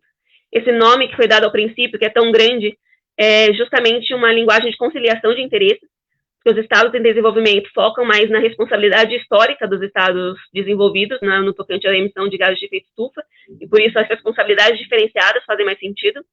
E, por outro lado, os estados desenvolvidos concordam em assumir essa liderança e concordam com algum grau de cooperação internacional, mas entende que isso se deve à sua capacidade atual, tanto técnica quanto financeira. E essa leitura dos estados desenvolvidos torna o princípio um pouco mais dinâmico em termos de nivelamento dos compromissos. É mais fácil chegar na mesma capacidade tecnológica, de certa forma, do que compensar a responsabilidade histórica de séculos de desenvolvimento. Nesse ponto, é interessante uma leitura da Lavanya Rajamani, que é uma advogada indiana especializada em mudanças climáticas, em que ela diz que, apesar desses marcadores distintos, eles estão conectados, porque as melhores capacidades dos estados desenvolvidos são resultado do processo de desenvolvimento, que, por sua vez, foi justamente que resultou no aumento das emissões de gás de efeito estufa. Então, os estados desenvolvidos têm melhores capacidades de lidar com as mudanças climáticas, justamente porque são os maiores responsáveis históricos pelas mudanças climáticas. E, bom, de qualquer forma, a gente chega em 2015 com a assinatura do Acordo de Paris, em que esse princípio ainda está expressamente previsto no texto, mas de uma forma matizada, um certo nuance, uma vez que a operacionalização se dá por meio da autodiferenciação, ou seja, todos os estados devem apresentar periodicamente as suas contribuições nacionalmente determinadas, então cabe a cada estado definir a sua responsabilidade e a sua capacidade para lidar com a questão. Agora, em 2020, começa o primeiro período de implementação, mas as primeiras contribuições já foram apresentadas desde 2015, e acabou criando uma lacuna com isso, que até o painel intergovernamental de mudanças climáticas, em um relatório especial que foi publicado em 2018, apresentou uma certa preocupação, porque se todas as metas nacionais dessas contribuições forem cumpridas, em conjunto ainda não se cumpriria a meta geral de limitar o aumento de temperatura em 1,5 graus acima dos níveis pré-industriais. E mais do que isso, além dessas primeiras contribuições, que os estados em desenvolvimento estão contando bastante com algum nível de cooperação internacional e também com a transferência de tecnologias, e a maioria, inclusive, prevê metas condicionadas a isso e metas incondicionadas bem menores, e os estados desenvolvidos, por outro lado, não mencionam nada a respeito. E, em paralelo a isso, no campo da proteção dos direitos de propriedade intelectual, o documento internacional principal desse sistema é o Acordo TRIPS, Acordo sobre Aspectos dos Direitos de Propriedade Intelectual relacionados ao comércio, que foi assinado em 94 no âmbito da Organização Mundial do Comércio. Já dá para notar um paralelo cronológico entre esses dois campos, a Convenção Quadro assinada em 92 e o Acordo TRIPS em 94, mas não acontece um diálogo propriamente entre os dois. Com isso, apesar da Agenda 21 mencionar o papel dos direitos de propriedade intelectual para a transferência de tecnologias ambientalmente saudáveis, a Convenção Quadro não aborda essa interface, nem o Protocolo de Quioto e o Acordo de Paris mais recentemente, e da mesma forma o Acordo TRIPS não menciona nenhum objetivo relacionado ao meio ambiente. Mas o Acordo TRIPS traz nos seus objetivos enunciados no artigo 7º não apenas o incentivo à inovação tecnológica, que é o objetivo normalmente atribuído à propriedade intelectual, mas também fala da ampla difusão e acesso à transferência de tecnologias. Ou seja, a proteção dos direitos de propriedade intelectual deve garantir também a transferência dessas tecnologias sobre as quais se concede esses direitos. O artigo 8º do Acordo TRIPS também estabelece uma flexibilidade interessante no tocante à medida de proteção do interesse público em setores de importância vital para a sociedade e para a economia, assim como medidas voltadas a evitar o abuso do direito de propriedade intelectual, e nesse ponto eles incluem medidas que afetam adversamente a transferência internacional de tecnologias. Essas medidas podem ser adotadas desde que em compatibilidade com o Acordo TRIPS. Essa compatibilidade, claro, também precisa levar em consideração os próprios objetivos do acordo, que, como eu mencionei, incluem a difusão das tecnologias. Então, com base nesses dois artigos, levantou-se essa discussão no tocante ao acesso universal a medicamentos essenciais ao longo da década de 90, que culminou na assinatura da Declaração de Doha sobre o Acordo TRIPS de Saúde Pública em 2001, garantindo que nada no Acordo TRIPS deve impedir a adoção de medidas de proteção da saúde pública, que, portanto, seus dispositivos devem ser interpretados de forma a promover o acesso de todos a medicamentos essenciais. O objetivo disso era garantir aos Estados-membros o direito de conceder licenças compulsórias de patentes sobre esses medicamentos. Isso porque, a respeito da previsão do licenciamento compulsório no artigo 31 do Acordo TRIPS, na prática era um pouco difícil dos Estados em desenvolvimento implementar essa medida, em razão de ameaça de retaliações políticas e econômicas que poderiam ser impostas. É importante só esclarecer que a licença compulsória é o que vulgarmente a gente chama de quebra de patente, mas que na verdade não se trata disso, é uma licença. Então os detentores de patentes continuam sendo detentores de patentes e estão remunerados pelo seu licenciamento. A maior diferença é que isso não se dá de uma forma voluntária, seja porque o detentor de patente está dificultando a negociação dos termos da licença, inviabilizando o acesso de todos a essa tecnologia, ou porque se trata de uma emergência nacional ou extrema urgência, que são os únicos casos, desses dois últimos, em que não há necessidade de se buscar a negociação prévia com o titular. Em relação à saúde pública, nós estamos vendo novamente o licenciamento compulsório ser colocado como uma opção de transferência de tecnologias, de acesso universal a medicamentos e vacinas com a pandemia da Covid-19. Inclusive, na sexta-feira, já apresentaram essa questão novamente. A Índia e a África do Sul, se eu não me engano, apresentaram uma contribuição para o Conselho para o TRIPS para discutir essa questão. Mas essa questão também foi levada ao Conselho para o TRIPS, também, no tocante às mudanças climáticas. Se nós estamos falando de casos de emergência ou de extrema urgência, a ciência e a nossa vivência também estão comprovando a situação de emergência climática em que estamos vivendo. Então, com base nessas evidências científicas, na experiência anterior do licenciamento compulsório na questão da saúde pública, nos objetivos do Acordo TRIPS e também nos compromissos e no princípio das responsabilidades comuns, porém diferenciadas, inseridos no regime internacional de mudanças climáticas, que isso foi levado à discussão com o apoio dos estados em desenvolvimento, mas mais especificamente, dentre esses, os estados emergentes, ao Conselho para o TRIPS. A ideia era ter uma declaração política similar, mas agora tratando de tecnologias voltadas à mitigação das mudanças climáticas. Isso começou em 2013, com uma proposta do Equador, mas o que se verificou também, novamente, uma completa falta de diálogo entre os estados em desenvolvimento, apoiando o Equador de um lado, e os estados desenvolvidos de outro, seguida de um rebaixamento dessa questão na agenda política do Conselho para o TRIPS, de um item específico nas reuniões para um subitem de outros assuntos, já no final de 2014, e o abandonamento completo da discussão em 2016. Novamente, um paralelo nas datas, quando se discutia um novo documento legalmente vinculativo no regime internacional de mudanças climáticas, com a assinatura do Acordo de Paris em 2015, a questão de transferência de tecnologias ambientalmente saudáveis estava sendo deixada de lado no tocante ao direito de propriedade intelectual. E o mais notável dessas negociações foi que essa tentativa de transplante da experiência de saúde pública para as mudanças climáticas se deu sem se atentar à peculiaridade dessas duas questões. Eu acredito que o meu tempo está se esgotando, então eu vou falar brevemente, já encaminhando para as conclusões, que, primeiro, entre essas peculiaridades, a emergência climática ainda não é tratada como uma emergência objetiva e que diretamente afeta as nossas vidas, apesar das evidências científicas se acumulando nos últimos anos. Então, é muito mais facilmente entendido como uma emergência. A crise da AIDS na década de 1990, matando milhares de pessoas ao redor do mundo, culminando na Declaração de Doha, e agora a pandemia mundial do Covid-19, do que a forma que os eventos climáticos vêm sendo transmitidos e traduzidos para a opinião pública e na própria política. Segundo, ligado a essa falha de tradução, não houve uma preocupação em relacionar as mudanças climáticas a uma retórica de direitos humanos, que contribuiu muito para o sucesso dos Estados em desenvolvimento no acesso universal a medicamentos essenciais. E, ao contrário, a discussão ficou muito focada nas responsabilidades comuns, porém diferenciadas, e, como eu mencionei, não há nenhum consenso quanto ao conteúdo desse princípio. E terceiro, para finalizar, a discussão ficou muito centrada em estados emergentes versus estados desenvolvidos. Os poucos estados menos desenvolvidos que falaram em algum momento das negociações só agradeceram a contribuição do Equador e não apresentaram mais nenhum argumento. E quanto a isso, existem alguns estudos empíricos sobre patentes de tecnologias verdes que falam justamente isso, que é uma questão que, na forma como proposta, é mais interessante para os estados emergentes, que têm escritórios nacionais de propriedade intelectual mais estruturados e que têm alguma capacidade técnica para adaptar essas tecnologias internamente.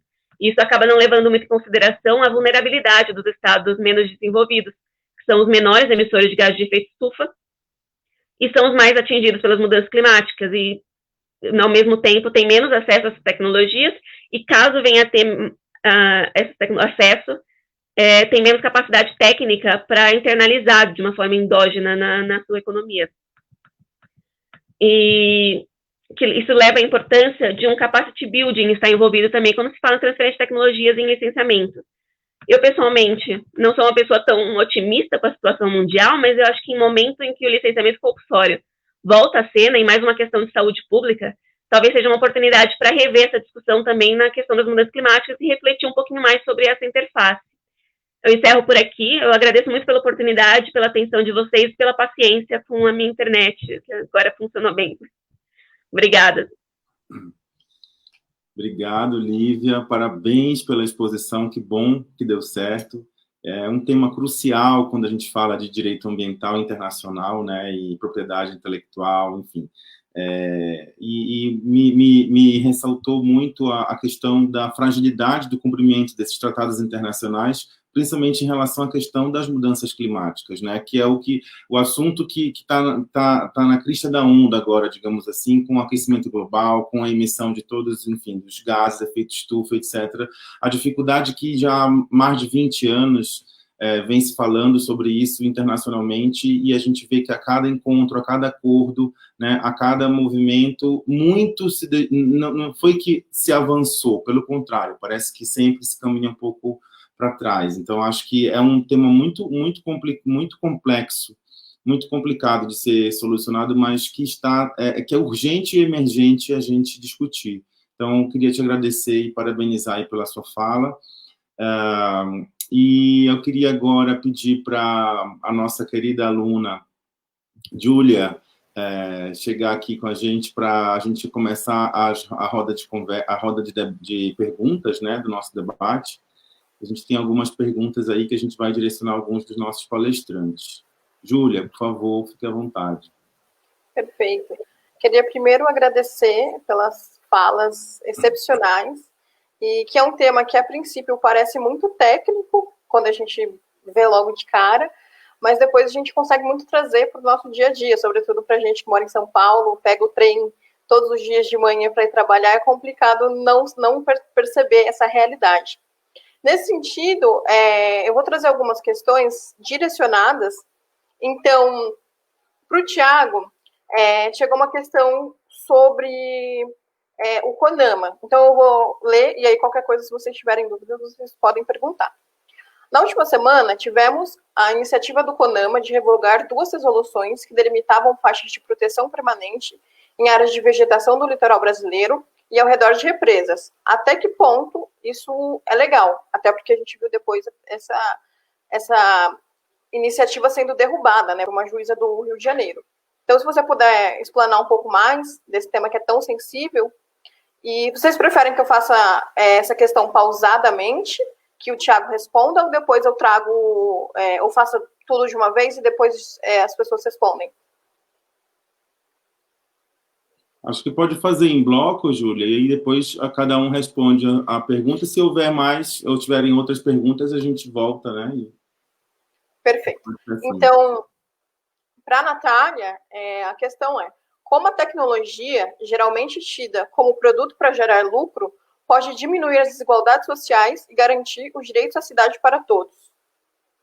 E para a Lívia, a questão é como é possível relacionar o direito ambiental e a propriedade intelectual? E só reforço que se alguém quiser também mandar mais algumas perguntas, ainda vou recolher depois, talvez um segundo bloco. Por favor, Thiago, ou quem quiser começar.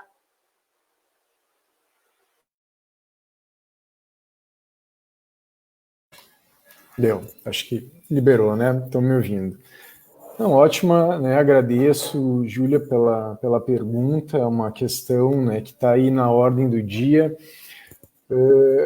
CONAMA, né, até para esclarecer, e talvez muitos não saibam, ele é um órgão, né, um dos órgãos mais importantes que a gente tem da Política Nacional do Meio Ambiente. No Brasil ele foi criado, né, inclusive pela lei que eu mencionei no início da minha fala, a Lei 6938 de 1981, né, da Lei da Política Nacional do Meio Ambiente. E ele integra o chamado SISNAMA, o Sistema Nacional do Meio Ambiente.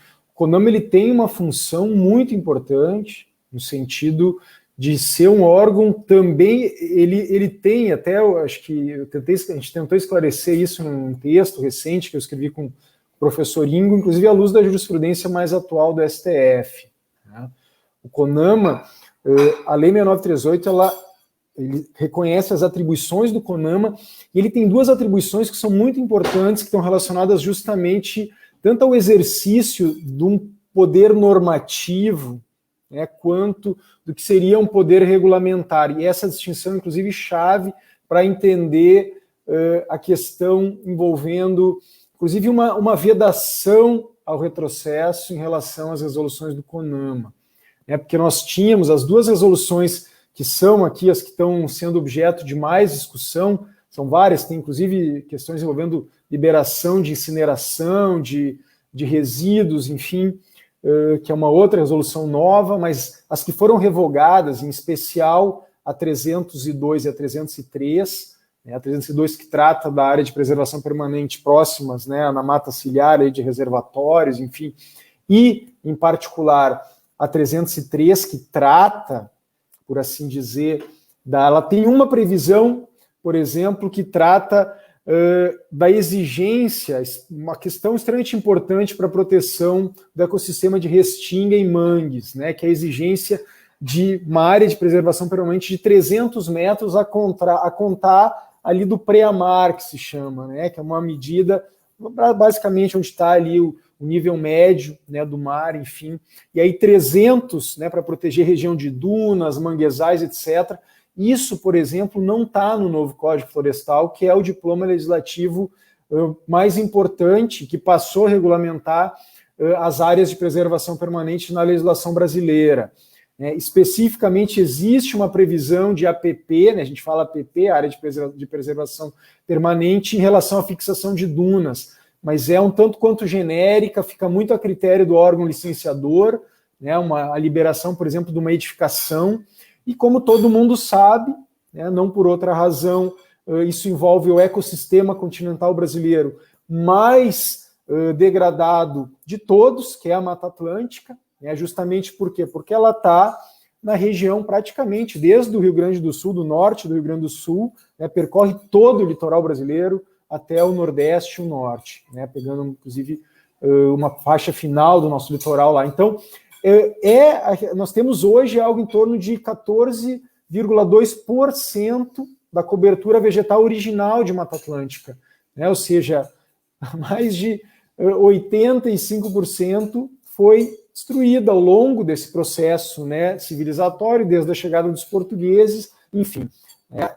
É esse ecossistema, em especial, um dos mais impactados do Brasil, que é protegido, né, especialmente pela Resolução 303, relacionada a esses 300 metros da faixa litorânea ali. Então, assim, né, o que é importante nessa discussão? Tem uma questão de fundo também relacionada à legitimidade das decisões do CONAMA. Existe, inclusive, uma ação de descumprimento de preceito fundamental que tramita no STF, sob a relatoria da ministra Rosa Weber, que não deliberou nem a respeito do pedido da medida cautelar colocada nessa DPF, que foi proposta pela Procuradoria-Geral da República, que discutia justamente a alteração da composição do CONAMA.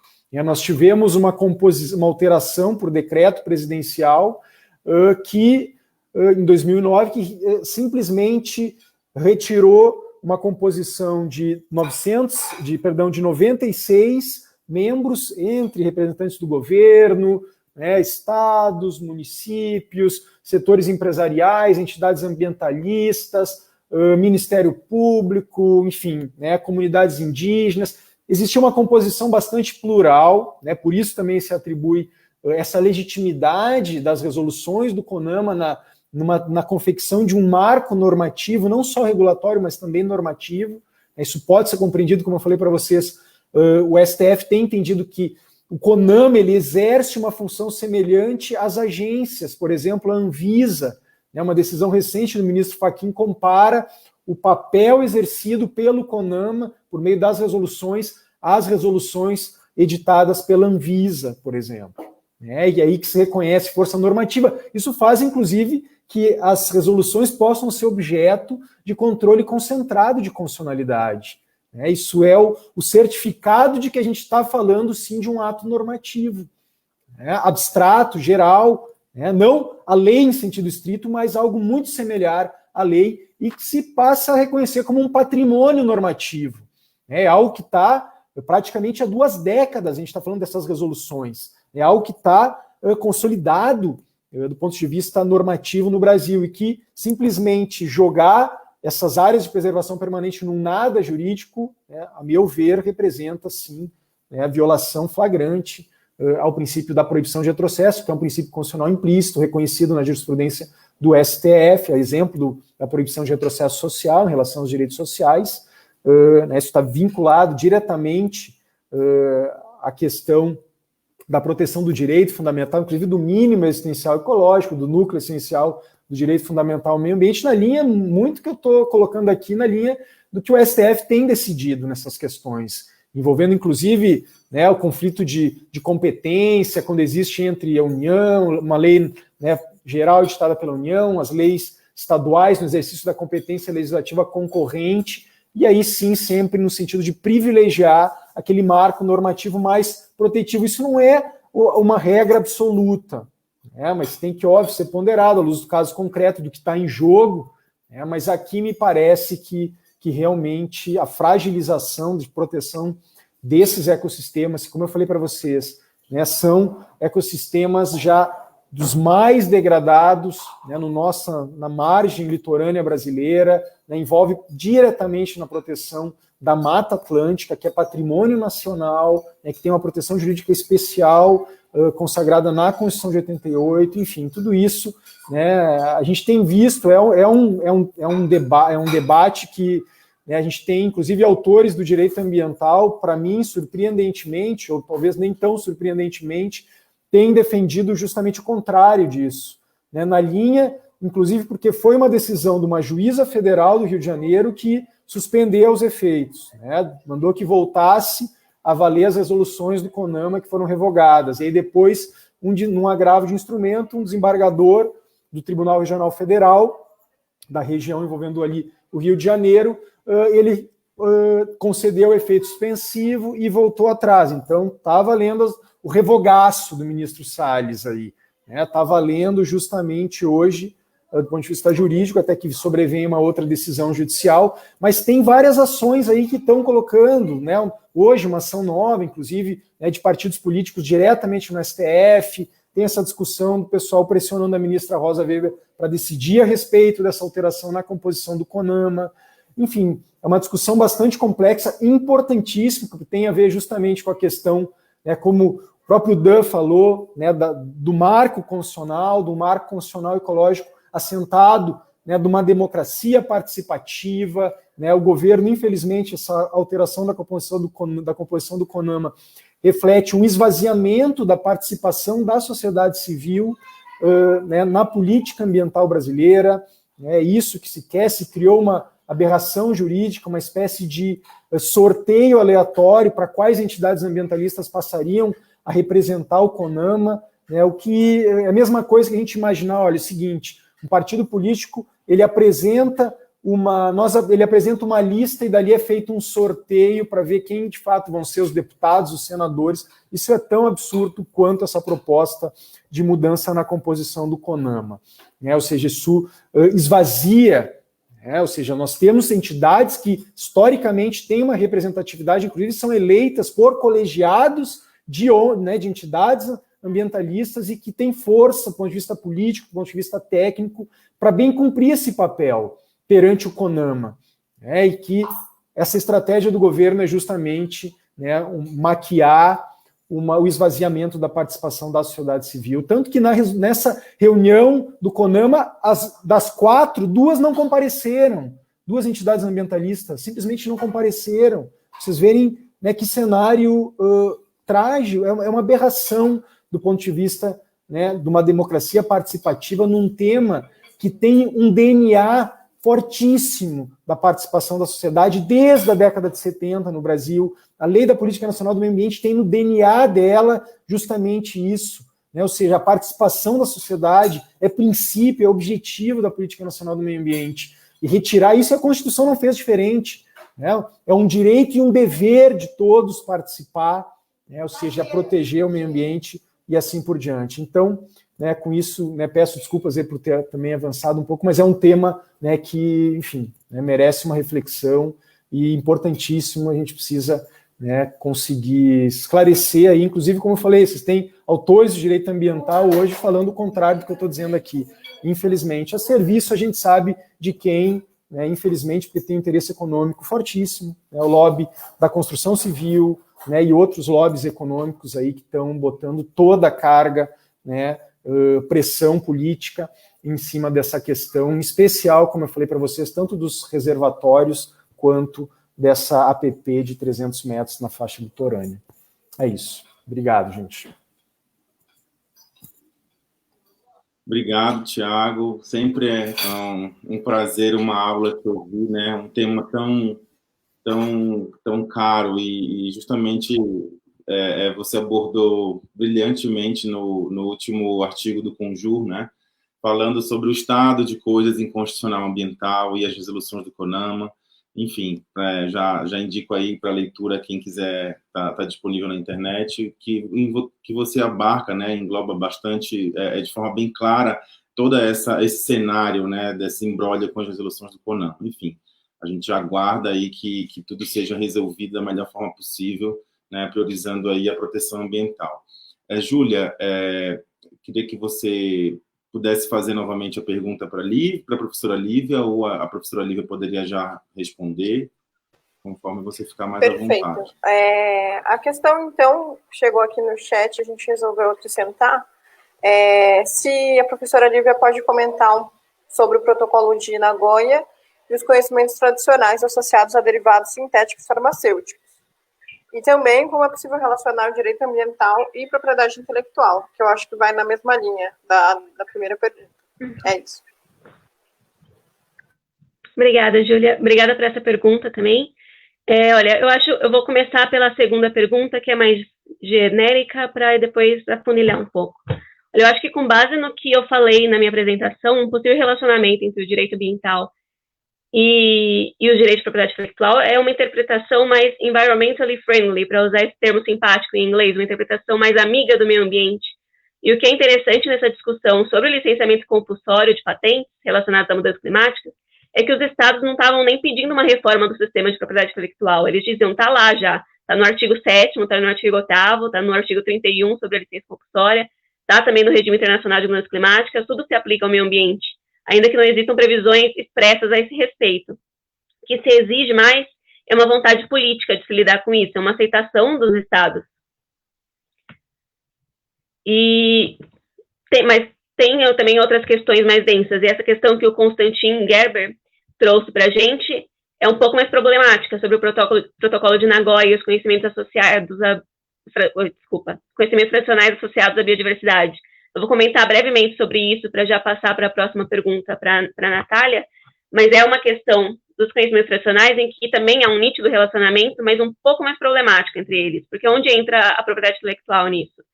Muito resumidamente, nós temos os conhecimentos de comunidades tradicionais que vivem em uma relação de maior simbiose com a natureza e que têm desenvolvido esses conhecimentos por séculos vivendo ali. E como o Dan falou na introdução, é uma ciência que não deve ser descartada quando pensamos em ciência, mas que, obviamente, acaba não sendo protegida nesse sistema de propriedade intelectual, até porque é um sistema em que não necessariamente a comercialização desse conhecimento faça sentido para essas comunidades. É muito ligada à forma de viver mais do que ao comércio. E nisso, empresas farmacêuticas, cosméticas, etc., entram em contato com esse conhecimento, economizam anos de investimento em pesquisa e patenteiam o resultado final, falando muito grosseiramente, é essa situação que se coloca. E a forma que se chegou em lidar com essa questão na Convenção sobre Diversidade Biológica, assinado lá na ECO 92 também, e no Protocolo de Nagoya, foi falar em repartição justa e equitativa dos benefícios provenientes da propriedade intelectual sobre esses resultados dos conhecimentos tradicionais.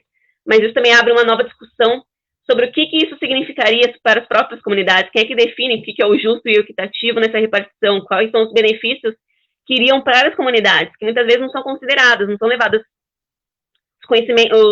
os interesses delas não são levados em consideração quando vai definir essa repartição justa. Então, é um tema que até na nossa reunião prévia a gente pensou muito em trazer, que seria muito interessante, tem muito a ver com propriedade intelectual também, mas que, bom, brevemente falando, assim, só para mencionar que também tem outras questões mais problemáticas ainda sobre a propriedade intelectual e direito ambiental, eu acho que é isso que me cabia. Obrigada. Maravilha, professora Lívia, muito obrigado pela sua consideração também. Para a gente não se alongar muito, vou passar para a professora Natália. Júlia, você quer só refazer a pergunta? Não sei se a Natália conseguiu anotar, mas aí a Natália já pode ficar pronta para responder. Perfeito. A pergunta é, como a tecnologia, geralmente tida como produto para gerar lucro, pode diminuir as desigualdades sociais e garantir os direitos à cidade para todos? Muito obrigada, Júlia. Uma pergunta bastante instigante e provocativa, né, dentro desse debate, não só das cidades inteligentes, mas da ciência, da tecnologia como um todo. Então, eu agradeço a sua pergunta e, bom, dentro da minha exposição, eu mencionei ali, até trazendo como uma ponderação no âmbito das cidades inteligentes, da gente não se esquecer que alguns autores, eu citei no caso o David Harvey, que fala que a tecnologia, assim como o movimento da inovação, não nasceu necessariamente dos agentes econômicos, mas de toda uma aparelhagem estatal. É claro que isso é variável de contexto para contexto, e a gente está dentro de um país enquadrado como um país em desenvolvimento, como é o caso do Brasil, mas a gente não pode esquecer que o Estado pode e deve ter o protagonismo também relacionado às tecnologias. Então, a gente, inclusive, dentro da pergunta, há essa associação inerente de tecnologia e lucratividade. E isso foi uma construção mesmo do sistema capitalista como um todo, considerando aí o contexto, principalmente pós-Segunda Revolução Industrial. E aí, eu entro um pouco no campo, também discutido por esse autor, e o próprio Manuel Castells, ele trata um pouco na Sociedade em Rede, no volume 1. Ele fala o seguinte, ele faz todo um mapeamento de grandes centros de inovações existentes no mundo. E coincidentemente ou não, esses centros de inovação estão necessariamente caracterizados por poder público, ativamente, universidades públicas, e aí a gente volta no que o Dan abriu muito bem esse evento, falando da importância da universidade pública, quando do debate, não só do direito ambiental, mas também da propriedade intelectual. Então, as universidades públicas, elas têm um papel muito importante, porque elas são braços do Estado, pelo qual o Estado vai poder se apropriar dessa tecnologia e dessa inovação voltada para o interesse público. Então, eu estou falando de um centro de inovação que requer poder público, universidades públicas e, claro, parcerias público-privadas relacionadas diretamente a empresas. Mas o que eu quero fomentar aqui, e foi o propósito da minha apresentação, é que as empresas, os agentes econômicos, não são exclusivamente detentores da tecnologia, ou não devem ser. É claro que no cenário do Brasil atual, né, de 2020, a gente tem, inclusive com o teto, né, relacionado à educação e à saúde, né, mas propriamente a educação, a gente vai ter um cenário de cada vez maior de escassez em investimento em ciência e tecnologia no âmbito das universidades propriamente ditas. Então, a gente precisa discutir como fortalecer ainda mais as universidades públicas para que elas possam, de fato, constituir esses centros de inovação em parceria diretamente com os entes federativos pelo quais estão associados. Bom, dito isso, apenas sendo bastante breve, seria uma sexta ponderação que eu iria fazer na minha apresentação, mas eu não fiz em decorrência do próprio tempo,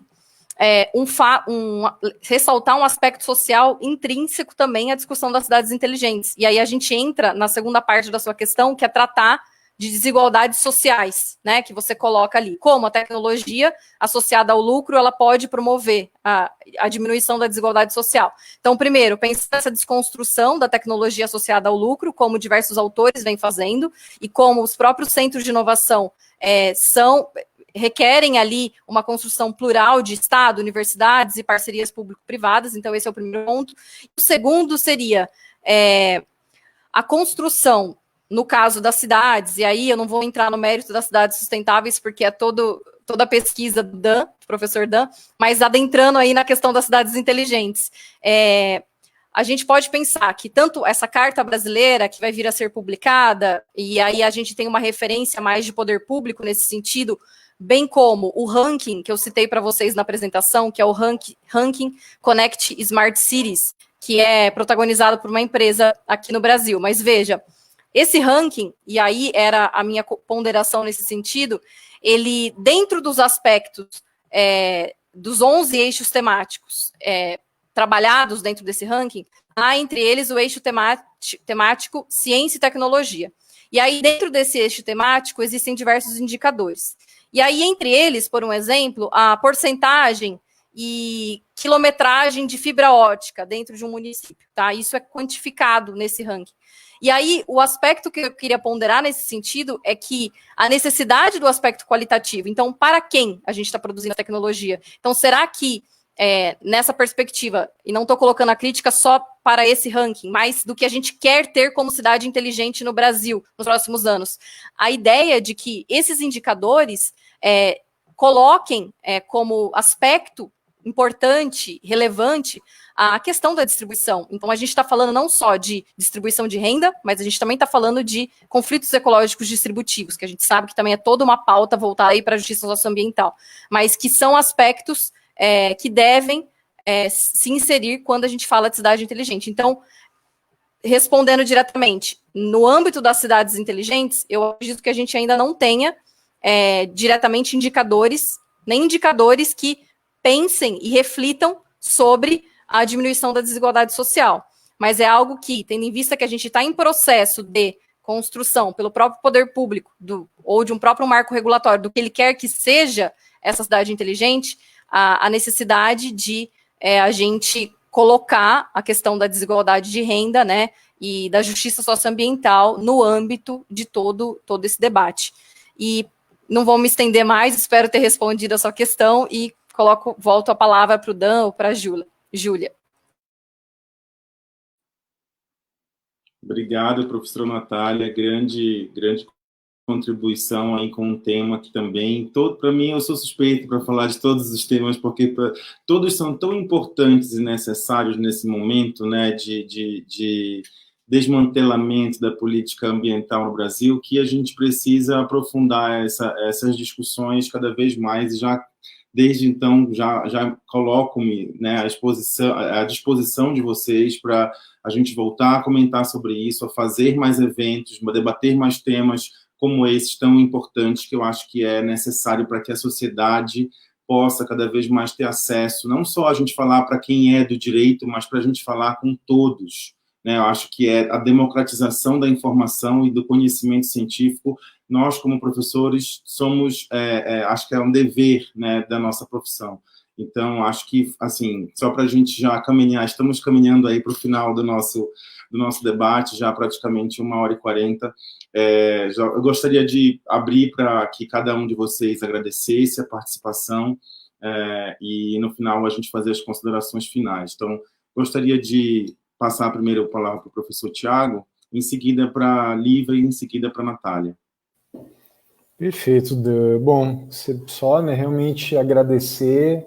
Foi um momento sempre muito especial estar na companhia aí de vocês, para a gente estar refletindo aí, óbvio, impulsionado, né, infelizmente, por um cenário hoje bastante preocupante aí desses estado de coisas aí inconstitucional em matéria ambiental. Mas é isso, agradecer a Tida, ao Pedro, a Lívia, né, esse timaço aí de professores da Unifesp. Contem sempre com a gente, né? É uma alegria estar com a Lívia, com a Natália. Parabéns para a Júlia aí também estar participando junto. Isso é muito importante. A gente precisa, o futuro está nas mãos justamente da Lívia, né? Desses alunos todos aí que estão bem ou mal, que vai estar nas mãos deles aí, reverter esse cenário, né, e construir não só uma cidade mais inteligente, mais sustentável, mas, né, do ponto de vista da sociedade, a afirmação desses valores ecológicos, que acima de tudo é o que faz sentido. É isso, agradeço de coração, de novo a oportunidade, convite, e até a próxima aí, gente. Obrigado, querido Tiago. Professora Lívia, fique à vontade. Obrigada, Dan. Eu agradeço novamente o convite do Pedro e da Lia. Parabenizo pelo curso de Direito da Unifesp, que foi aprovado. Tenho certeza que vai ser um curso inigualável. Vai ser muito bom ter vocês formando as novas gerações de juristas. E, bom, eu gostei muito de ouvir as falas tanto do Tiago quanto da Natália. É sempre um prazer ouvir os dois e discutir com eles. Eu me sinto honrada. E eu agradeço muito pela oportunidade. Eu espero que as nossas considerações, ainda que tenham sido muito breves por causa do tempo, sejam um pontapé de reflexão maior do público. Obrigada. Lívia. Professora Natália, suas considerações finais. Bom, novamente, só tenho a agradecer pelo convite, à professora Lia Batista, ao professor Pedro Aleixo, à professora Carla, a Giulia, que organizaram tão bem esse evento. Novamente, ao professor Dan Levi, que, com as suas palavras introdutórias, tocaram bastante a gente, imagino que o público presente também. E dizer que foi um aprendizado essa noite para mim, estar aqui com as excelentes exposições realizadas tanto pelo Tiago quanto pela Lívia. Fico muito feliz e honrada de compartilhar com vocês essa mesa, e espero, da mesma forma que a Lívia muito bem colocou, que as reflexões que foram aqui, né, expostas, elas possam trazer frutos e cada vez mais provocar o nosso reflexo sobre o direito ambiental, propriedade intelectual, o direito privado como um todo, que é tão importante nesses tempos de retrocessos. Então, muito obrigada, boa noite, gratidão a todos. Obrigado, professora Natália. Não sei se a Júlia pode dar uma palavrinha final também, em agradecimento. Acredito que ela ainda esteja aqui no backstage com a gente. Se ela tiver, se manifeste, senão a gente... Acho que... Bom, a Júlia pode... Aí, tá entrando. Pronto. Eu acho que em nome da comunidade discente da Unifesp, gostaria de agradecer veementemente pelas falas, pela possibilidade também de estar aqui representando, de falar que a abertura do curso de Direito é uma alegria imensa para nós como discente e para nossa experiência. Então, espero que possamos discutir mais sobre o tema, que é totalmente pertinente, totalmente importante, e que não possamos esgotá-lo somente nessa discussão. Então é isso, muito obrigada a todo mundo que assistiu também, e por você também, Dan, pela oportunidade de estarmos nessa troca. Obrigado, Júlia. Bom, então, também gostaria de agradecer em nome dos professores do curso de Direito, o professor Pedro, a professora Lia, a professora Carla, enfim, todos são muito queridos, né, e estão batalhando bastante para que seja um curso primoroso e com excelência e qualidade, que tenho certeza que será, já está sendo, e participar desse evento também foi muito gratificante para mim, porque discutir temas com pessoas tão qualificadas e tão, né, com conhecimento de causa, acho que é necessário e importante cada vez mais. Coloco-me à disposição também para novos eventos aí, com esses temas e de outros temas também tão necessários. Professora Natália, professora Lívia, professor Tiago, muito obrigado pela presença de vocês, pelo tempo, pela dedicação e pelo conhecimento compartilhado, que eu acho que é necessário cada vez mais a gente fazer isso. Obrigado ao CAAF pelo apoio, né, para a realização desse evento, e pela Escola Paulista de Política, Economia e Negócios, que é a Unifesp-EPEM. E aí a gente declara, portanto, encerrado mais um ciclo de debates de Direito e Pandemia. Muito obrigado e boa noite a todos.